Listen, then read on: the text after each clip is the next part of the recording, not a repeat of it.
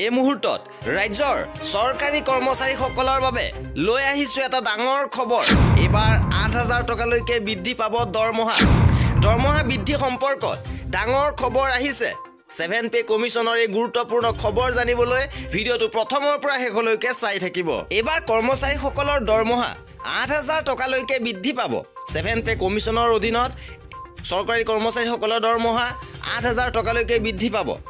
আপোনালোকে নিশ্চয় জানে যে ফাইনেন্স মিনিষ্টাৰ নিৰ্মলা সীতাৰমণে 1 ফেব্ৰুৱাৰী তাৰিখে বাজেট দাখিল কৰিব আৰু এই বাজেটক লৈ কৰ্মচাৰীসকলে বহু আশা কৰিছে আৰু ফিটমেণ্ট ফেক্টৰ বৃদ্ধিৰ সম্পৰ্কেও গুৰুত্বপূৰ্ণ তথ্য আছে যে ফিটমেণ্ট ফেক্টৰ শেহতীয়াভাৱে 2016 চনত বৃদ্ধি কৰা হৈছিলে আৰু এই ফিটমেণ্ট ফেক্টৰ ৬,০০০ টকাৰ পৰা ১৮,০০০ টকালৈকে বৃদ্ধি কৰা হৈছিলে আৰু আশা কৰা হৈছে যে এবাৰ ফিটমেণ্ট ফেক্টৰ বৃদ্ধিৰ ফলত কৰ্মচাৰীসকলৰ মিনিমাম বেচিক পে ১৮,০০০ টকাৰ পৰা ২৬,০০০ টকালৈকে বৃদ্ধি পাব, যাৰ ফলত কৰ্মচাৰীসকলৰ দৰমহা ৮,০০০ টকালৈকে বৃদ্ধি পোৱাৰ পূৰ্ণ সম্ভাৱনা আছে।